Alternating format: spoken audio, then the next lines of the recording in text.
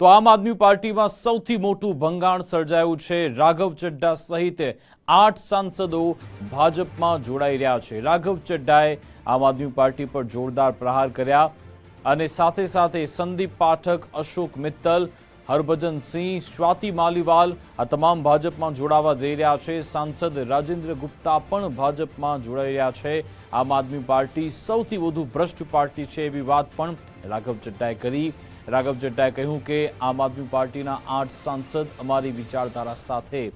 રાઘવ ચડ્ઢાએ કહ્યું કે આમ આદમી પાર્ટી પોતાના ઉદ્દેશ્યથી ભટકી ગઈ છે। રાઘવ ચડ્ઢાએ એમ પણ કહ્યું કે અમને પ્રધાનમંત્રી મોદીના નેતૃત્વ પર પૂરેપૂરો વિશ્વાસ છે। તો આમ આદમી પાર્ટીને સૌથી મોટો ઝટકો પહેલા રાઘવ ચડ્ઢાને લઈ જે તનાતની થઈ હતી અને આજે તમે જો રાઘવ ચડ્ઢા કે હવે ભાજપમાં જોડાઈ રહ્યા છે અને ન માત્ર રાઘવ ચડ્ઢા પરંતુ એમની સાથે 8 સાંસદો છે।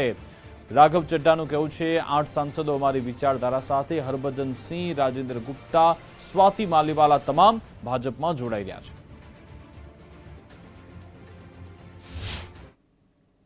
आज हम एक ऐसे मोड़ पर खड़े हैं कि हमारे पास सिर्फ दो ही ऑप्शंस थे, दो विकल्प थे। या तो हम राजनीति छोड़ दें और पिछले 15-16 साल जो हमने सार्वजनिक जीवन में काम किया उसे त्याग दें, या फिर हम अपने अनुभव को, अपनी स्किल्स को, अपनी पूरी ऊर्जा और एनर्जी को लेकर पॉजिटिव पॉलिटिक्स करें। इसीलिए हमने ये डिसाइड किया that we the 2/3 members of parliament of the belonging to the Aam Aadmi Party in Rajya Sabha exercise the provisions of the Constitution of India and merge ourselves with the BJP। हम BJP में विलय करते हैं। તો બીજેપીમાં જવાની વાત પોતે કરી છે। એમણે કહ્યું છે કે આનું મુખ્ય કારણ એ છે કે અમે કેમ પાર્ટીની એક્ટિવિટીથી અમે દૂરી બનાવી છે। એમણે કહ્યું કે અમે એમના પાપના ભાગીદાર નથી બનવા માંગતા। એ કહ્યું કે જે આમ આદમી પાર્ટી પાપ કરે છે અમે એનો હિસ્સો બનવા નથી માંગતા અને સાથે સાથે એમણે એવું પણ કહ્યું કે આમ આદમી પાર્ટી જે ક્રાઇમ કરી રહી છે એમાં અમે ભાગીદારી નિભાવવા નથી માંગતા, અમે એમાં એ દોસ્તી રાખવા નથી માંગતા, એટલા માટે જ અમે હવે કિનારો કરી રહ્યા છીએ। એમણે કહ્યું કે અમારી પાસે બે જ ઓપ્શન હતા, કાં તો અમે આ રાજકારણ છોડી દઈએ કાં તો પછી કે જે પોઝિટિવ પોલિટિક્સ અમે કર્યું છે છેલ્લા 15-16 વર્ષથી અને એ જે અમને એનર્જી મળી છે અથવા તો અમારો જે અનુભવ છે એને અમે આગળ વધારીએ। આ બે ઓપ્શન હતા એટલે કે અમે એક ઓપ્શન પર આગળ વધી રહ્યા છીએ કે હવે ભાજપ સાથે અમે આખું જે અમારું આ દળ છે 8 સભ્યોનું એ ભાજપમાં વિલીનીકરણ થઈ જાય એ અમે નિર્ણય કર્યો છે। અને કહ્યું કે 2/3 લોકો છે રાજ્યસભામાં આમ આદમી પાર્ટીના એ તમામ અમે અત્યારે ભાજપમાં જઈ રહ્યા છે એવી વાત તેમના તરફથી કહેવામાં આવી। ખૂબ જ મહત્વની વાત કે આમ આદમી પાર્ટી જે પાપ કરી રહી છે અમારે એનો ભાગીદાર નથી બનવું, સાથે સાથે જે છેલ્લા ઘણા સમયથી એક ક્રાઇમ કરી રહી છે એનો ભાગ અમે નથી બનવા માંગતા, એટલા માટે જ અમે આમ આદમી પાર્ટી છોડી રહ્યા છે એવી વાત કહેવામાં આવી છે। કહેવામાં આવ્યું કે there are 10 આમ આદમી પાર્ટી MPs ઇન રાજ્યસભા એટલે કે 10 રાજ્યસભા એના સાંસદો છે એમાંથી 2/3 અમે છીએ જે અમે છોડવા માંગીએ છીએ। અને કહેવામાં આવ્યું કે આજે અમારો જે આ લેટર છે એ અમે રાજ્યસભાના ચેરમેનને પણ સાઇન કરીને એના વિવિધ કાગળિયા પણ અમે મોકલી દીધા છે।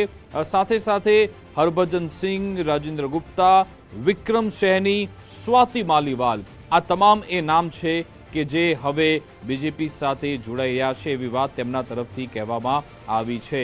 અને આ ઘણા સમયથી એની ચર્ચા ચાલી રહી હતી અને હવે કહેવામાં આવી રહ્યું છે કે હવે અમે ભાજપ સાથે વિલીનીકરણ કરી રહ્યા છે। આજ અંગે વિસ્તૃત વિગત આપશે કે આખરે આ ઘટનાક્રમ કેવી રીતે થયો, શું આખરે કોન્સ્ટિટ્યુશન ક્લબથી જાહેરાત કરવામાં આવી છે, વધુ વિગત આપશે અમારી સાથે દેવનાથ પાંડે લાઈવ જોડાઈ ગયા છે। જી દેવનાથ। बिल्कुल विकास, देखिए दिल्ली की राजनीति में आज बड़ा उलटफेर देखने को मिला है जब राघव चड्ढा ने एक प्रेस कॉन्फ्रेंस किया और प्रेस कॉन्फ्रेंस करके ये बता दिया कि वो आम आदमी पार्टी छोड़कर जाने वाले हैं और अब जानकारी ये भी आ रही है कि बीजेपी में शामिल हो सकते हैं। देखा जाए तो राघव चड्ढा ने ये भी साफ कर दिया है कि जो आम आदमी पार्टी के 10 सांसद हैं राज्यसभा के, जिसमें से 3 दिल्ली से हैं और 7 पंजाब से, तो उसमें से 1/3 सांसद इस वक्त राघव चड्ढा के साथ है, जिनमें बड़े बड़े नाम जो आम आदमी पार्टी के साथ उस वक्त से जुड़े थे जब आम आदमी पार्टी की की नींव रखी गई थी।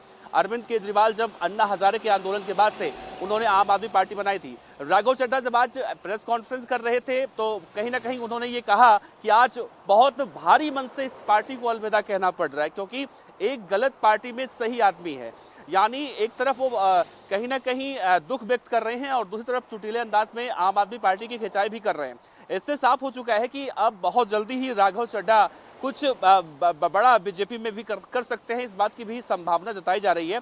वैसे देखा जाए तो बड़े बड़े नाम स्वाति मालीवाल, हरिवंश सिंह या फिर मित्तल या फिर राघव चड्ढा के साथ और जितने सांसद हैं, ये वो नाम है जो आम आदमी पार्टी की एक तरह से कहें रीढ़ की हड्डी कहे जाते हैं। तो आज दिल्ली की राजनीति में या फिर कहे आम आदमी पार्टी में बड़ा उलटफेर देखने को मिला है। और अगर ऐसा होता है तो सोचिए, अरविंद केजरीवाल ने जब से आम आदमी पार्टी बनाई, एक एक करके चाहे योगेंद्र यादव, प्रशांत भूषण हो, कुमार विश्वास हो, आशुतोष हो, जितने भी बड़े नाम थे, एक एक कर अरविंद केजरीवाल का साथ छोड़ते गए और अब राघव चड्ढा भी उनका साथ जोड़कर जा रहे हैं। राघव चड्ढा एक ऐसे नेता हैं जो आम आदमी पार्टी को छोड़कर न सिर्फ छोड़ रहे हैं बल्कि अपने साथ कई बड़े चेहरों को भी लेकर जा रहे हैं। तो इससे आम आदमी पार्टी को एक तरह से कहें तगड़ा झटका भी लगा है। अभी हाल ही में जब विधानसभा चुनाव हुआ था, उसमें प्रदर्शन जिस तरह से आम आदमी पार्टी का रहा, अब आने वाले समय में अगर यूं ही बदस्तूर चलता रहा तो देखना कहीं ना कहीं ये भी हो सकता है कि अब आने वाले विधानसभा चुनाव में भी आम आदमी पार्टी को इस तरह से और नुकसान झेलना पड़ सकता है। राघव चड्ढा को बीजेपी में शामिल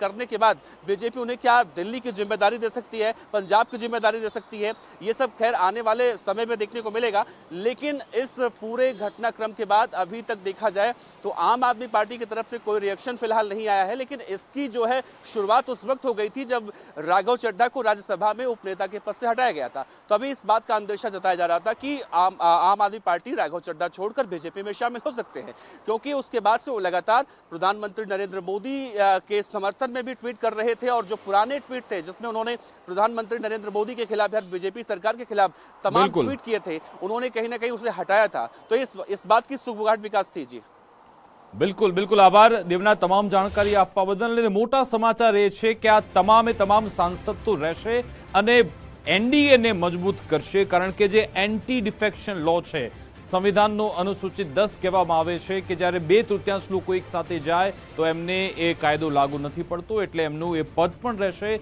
અને ભાજપને વધારે મજબૂત કરશે।